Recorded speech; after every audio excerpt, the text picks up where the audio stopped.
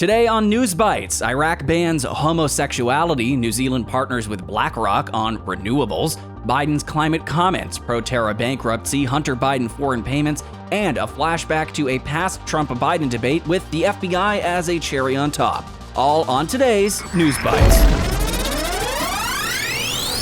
Okay, real quick, Iraq's media regulator ordered media and social media companies not to use the term homosexuality. They must instead use the term sexual deviance, per the regulator's statement. Gender was also prohibited. Companies licensed in Iraq must not use the banned terms or violators could face fines.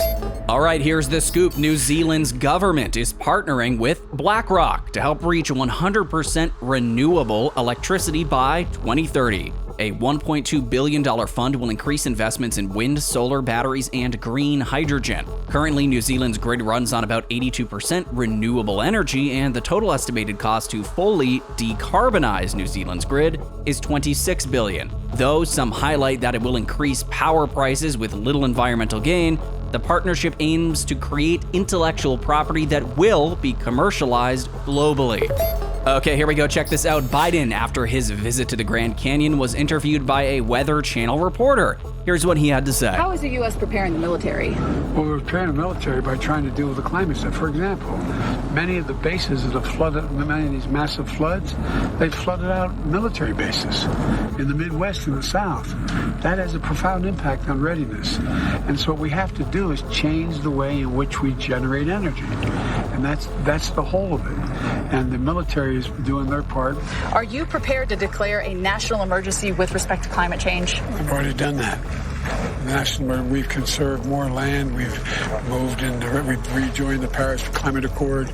We've passed a $368 billion climate control facility. We're moving. It is the existential threat to humanity. So you've already declared that national emergency? Well, in the practice, you got the bug on it. Oh, thanks. Appreciate it. So you've already declared that national emergency? Practically speaking, yes. Okay, an electric bus maker, Proterra, filed for bankruptcy protection despite past praise from President Biden. The company was valued at $1.6 billion in 2021, but has seen its market value plummet to around $500 million. Biden touted Proterra in 2021 as, quote, getting us in the game and owning the EV future. Former Energy Secretary Jennifer Granholm was on Proterra's board and sold over $1 million in shares. Proterra makes electric buses, but also vehicle batteries and chargers. Their bankruptcy comes despite billions in government funding for electric buses. All right, in case you missed it, a video is recirculating of Richard Stengel, the founder of the State Department's Global Engagement Center, describing his job as, quote, chief propagandist, saying that propaganda isn't that bad. There's another word for master narratives. It's called history.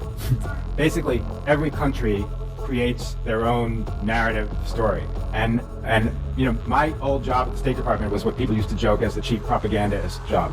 We haven't talked about propaganda. Propaganda, I'm not against propaganda. Every country does it, and they have to do it to their own population. And I don't necessarily think it's that awful.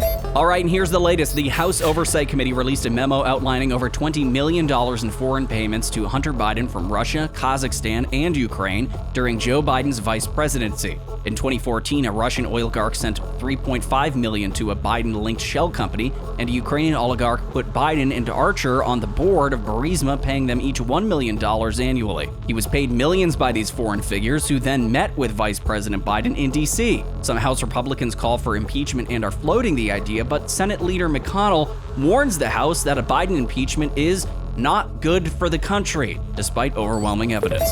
Okay, and here's a quick one. Back during the 2020 presidential debates when Trump and Biden met on the debate stage. Have a watch. Joe answered. Joe got $3.5 million from Russia, and it came through Putin because he was very friendly with the former mayor of Moscow, and it was the mayor of Moscow's wife, and you got $3.5 million. Your family got $3.5 million, and you know, someday you're gonna have to explain, why did you get 3.5? I never got any money from Russia. I don't get money from Russia. I have not taken a penny from any foreign source ever in my life. I have not taken a single penny from any country whatsoever, ever.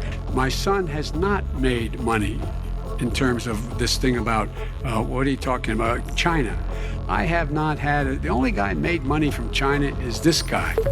One last quick one, the FBI is facing backlash over a leaked internal memo that reveals the agency has been monitoring and targeting traditionalist Catholics, labeling them as radical, and claims they hold far-right racist views. It says the FBI sees traditionalist Catholic ideology as an emerging domestic threat, with the goal of finding ways to spy on parishioners and recruit sources within the churches, which some say this proves religious persecution and abuse of power. Also today, the FBI killed a Utah man who made threatening online posts against Joe Biden during a raid at his home. The shooting incident is now under review by the FBI's Internal Inspection Division.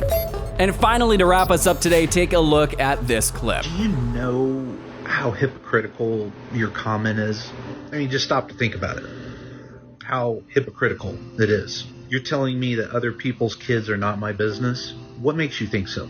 Because you seem to think that other people's kids are your business, which is why you're telling me to stop grooming them, leave them alone, leave our kids alone. Is it clicking yet? Is the hamster wheel moving? They are my business. Every single one of them out there. Those are my kids. Every single elder in the transgender community, those are their kids too. And we are happy and willing to welcome them with open arms.